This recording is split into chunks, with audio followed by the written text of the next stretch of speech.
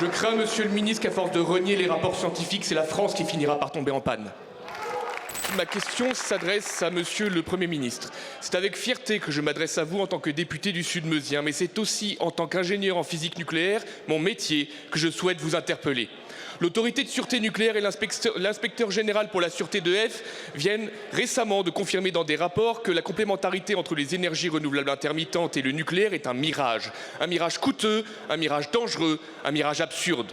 Je connais nos réacteurs nucléaires, je connais leur conception, leurs caractéristiques, leur fonctionnement. Aujourd'hui, ce n'est ni la physique qui les contraint, ni la technologie qui les limite. Ce qui les entrave, monsieur le Premier ministre, ce qui les use, ce qui les fragilise, c'est votre idéologie. Une idéologie qui vous amène depuis des années à imposer la priorité des énergies renouvelables intermittentes sur le réseau électrique contre toute logique énergétique ou économique. Vous avez transformé le nucléaire en variable d'ajustement pour satisfaire vos dogmes. En priorisant une électricité intermittente beaucoup plus chère que le nucléaire ou l'hydraulique pilotable, vous avez délibérément contribué à faire augmenter la facture d'électricité des Français.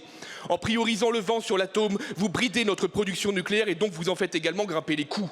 En priorisant vos lubies sur la raison, vous sacrifiez notre souveraineté énergétique, une souveraineté que nous défendons véritablement au Rassemblement national.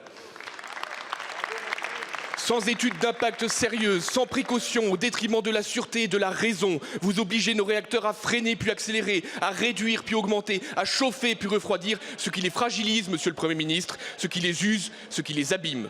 On vous avait pourtant prévenu, Marine Le Pen vous l'avez dit, Jean-Philippe Tanguy vous l'avez dit, mais vous les avez fait taire, tout comme vous avez fait taire ceux qui vous disaient que fermer Fessenheim était contraire à toute raison.